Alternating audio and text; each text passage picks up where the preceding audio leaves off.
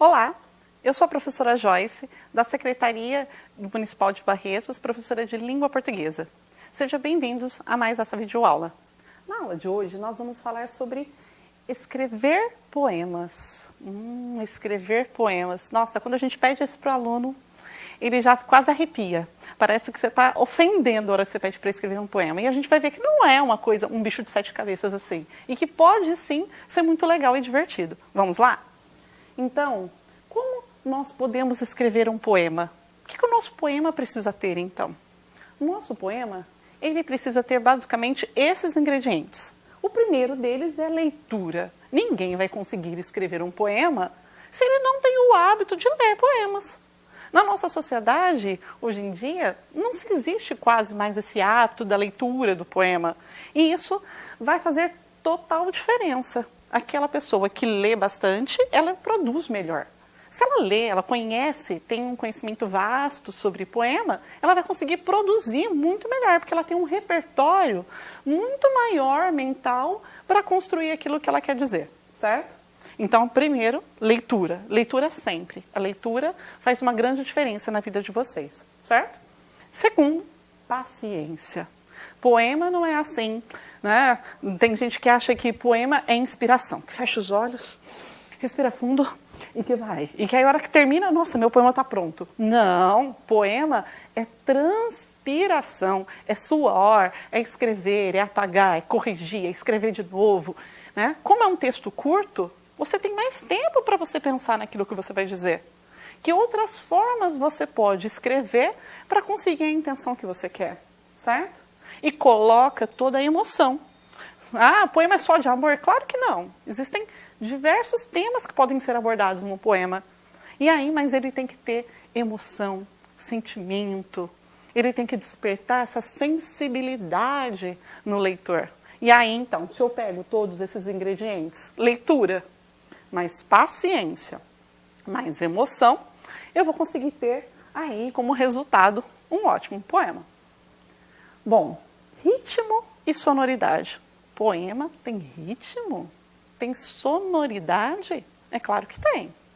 Poemas têm ritmo e sonoridade. Então, o ritmo, o que é? É justamente a alternância aí das sílabas mais fortes, mais fracas, como que eu leio, se é mais rápido, mais devagar. Essa sonoridade, muitas vezes o aluno fala, tem que rimar? Pode rimar, mas não é obrigatório. Quando eu faço rima, eu tenho aí o uso do mesmo som no final das palavras. E aí eu tenho essa sonoridade. Mas a sonoridade eu não consigo só com as rimas. Nós vamos ver alguns poemas que têm sonoridade, mas que não têm praticamente rima, tá? Bom, vamos olhar essa primeira imagem aqui. Essa imagem, ela é o trem expresso de Nathaniel Courier e James Ives, certo? Então, essa imagem, eu consigo aqui mentalizar o quê? Um trem. O trem que hoje ele acaba ficando um pouco esquecido, né? Mas que não é mais, no Brasil, pelo menos, usado como meio de transporte, mas que ele tem toda uma história, como que o trem era importante, como ele desbravava, ia para lugares longes, certo? E eu tenho também poemas que falam sobre trem. Vamos imaginar aqui e vamos ler o poema Trem de Ferro, do Manuel Bandeira. Bom, eu vou fazer uma leitura expressiva para vocês observem o que ele quer com isso. Olha, café com pão, café com pão, café com pão. Virgem Maria, que foi isso, maquinista? Agora sim, café com pão, agora sim, voa a fumaça, corre cerca. Aí, seu foguista, bota fogo na fornalha que eu preciso. Muita força, muita força, muita força. Oh! Foge bicho, foge povo, passa ponte, passa poste, passa pasto, passa boi, passa boiada, passa galho da engazeira debruçada no riacho. Que vontade de cantar. Fala, puxa, mas o que tem a ver com esse trem de ferro? E aí começa café com pão, trem de ferro, né? Muitas vezes as pessoas se alimentavam lá no trem, você pode ter essa relação direta, mas na verdade o que ele quer é muito mais o ritmo, o som. Café com pão, café com pão, café com pão. Parece a roda girando do trem, né? Então café com pão, café com pão. E aí parece que o trem ali está saindo. Virgem Maria, que foi isso, maquinista? Né? Parece que o trem parece dar aquela engasgada. E aí eu tenho uma frase maior, perdeu o ritmo. Porque ele tem todo o mesmo ritmo, café com pão, agora sim, café com pão. Então aí parece que ele volta a andar, o trem volta a andar. Agora sim, voa a fumaça, corre cerca. Ai, sou foguista, bota fogo na fornalha, que eu preciso muita força, muita força, muita força. Parece que o trem ele vai desacelerando. E aí eu tenho um uou, né? Parece que o trem ele estava lá na subida do morro e aí ele desce, ele cai. E aí foge, como ele está embalado já, então ele vai rápido agora, olha o ritmo como é mais rápido. Foge bicho, foge povo, passa ponte, passa poste, passa pasto. Então a repetição desses sons, né, olha como a sonoridade ela foi criada para imitar o ritmo do trem e o som do trem. Né? Quando eu tenho uou, eu tenho uma interjeição e ao mesmo tempo aquela sensação, parece que nós estamos caminhando junto com o trem. E o trem, ele precisando de mais fogo na fornalha para acelerar o ritmo. Então, todo esse ritmo, essa sonoridade, ela não está diretamente ligada só ao assunto, mas ele criou de uma forma completamente diferente esse som do trem, essa sensação de estar no trem. E quando nós lemos, né, a gente tem justamente essa percepção. E olha como ele observa. Por exemplo, passa poste, passa pasto, passa boi, passa boiada, eu tenho P, B, P, B, né? Essa repetição de sons também que me traz uma musicalidade. Né? Café com pão, café com pão, café com pão, eu tenho o mesmo ritmo, café com pão, passa poste, passa boi, passa boiada, eu tenho aí a mesma marcação temporal. Então eu tenho uma exploração de sonoridade muito impressionante, certo? Então esse ritmo que nós vimos, mas essa sonoridade, os sons, tentando imitar o barulho do trem, né, vai me trazer então uma musicalidade. Poema, então sim, pode ter musicalidade. Ele deve ter, não só com as rimas, mas com o próprio som das palavras. Quantas a gente vê sino de Belém, Belém, Belém, e aí esse nhen parece ser a badalada do sino. Então eles exploram muito o som das palavras como uma forma de significação. E as imagens expressivas. Então o poema também ele pode ser enriquecido criando imagens da nossa mente, para que nós consigamos aí imaginar, mentalizar aquilo que ele está falando e trazer de uma forma inesperada. Vamos olhar, olha, aqui a gente tem a imagem de um pássaro e é justamente um poema sobre pássaro, chama Canção do Passarinheiro, certo? Ele é do autor Jacques Prévert e vamos lá, vamos fazer a leitura? Olha, esse aqui ele tem uma configuração bem diferente, ele tem, então, a repetição de várias palavras e ele tem um tcharanã, uma surpresa no final. Vamos lá. O pássaro que voa suavemente, o pássaro quente e vermelho como sangue, o pássaro tão terno, o pássaro zombeteiro, o pássaro que de repente sente medo, o pássaro que de repente se choca, o pássaro que queria fugir, o pássaro solitário e enlouquecido, o pássaro que queria viver, o pássaro que queria cantar, o pássaro que queria gritar, o pássaro quente e vermelho como sangue, o pássaro que voa suavemente. É teu coração, linda criança, teu coração que bate as asas tão tristemente contra teu peito tão duro e tão branco. Então vamos interpretar esse poema? Olha só, ele trabalha basicamente com imagens. Então se vocês conseguirem fechar os olhos, vocês vão imaginando passo a passo o que esse pássaro, que ele está dizendo sobre o pássaro.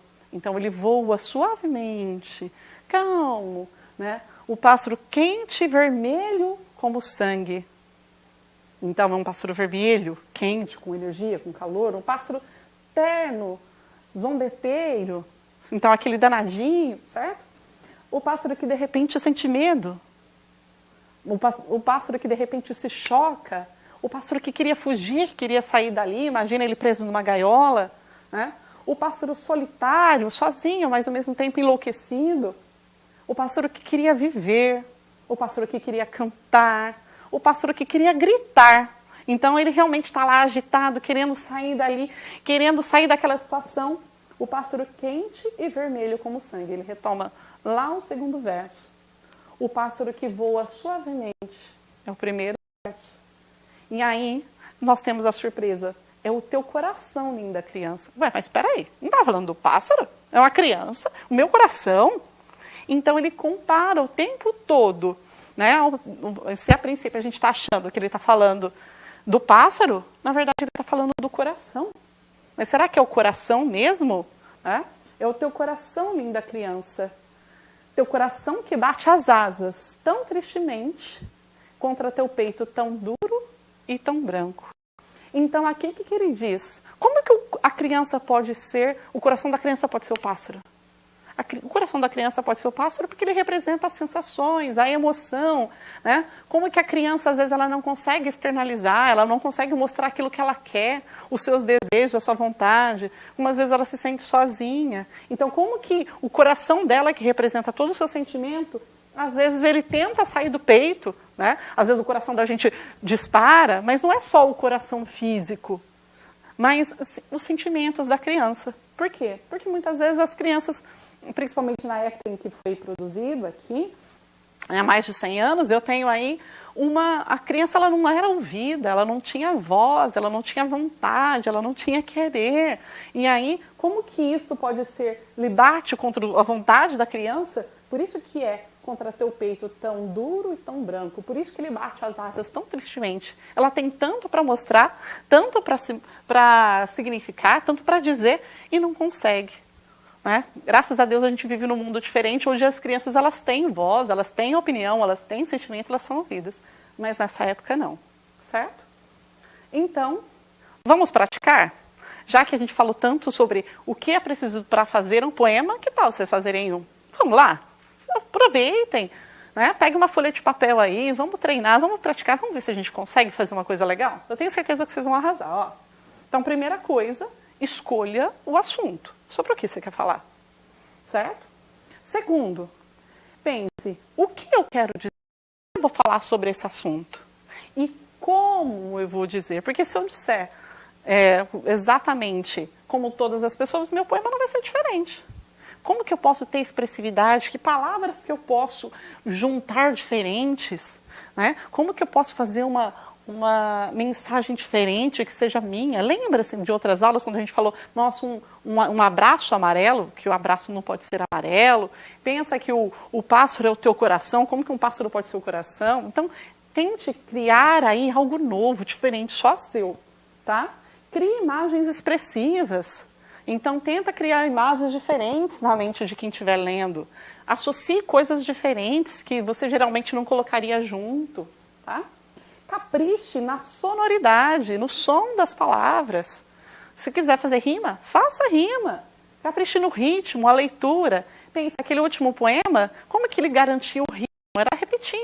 O pássaro que, o pássaro que, um pássaro que, o pássaro... Ele conseguiu esse ritmo com a repetição. Você também pode fazer repetindo. Ou criando de uma outra forma. Mas pense que ritmo que vai ter essa leitura, certo?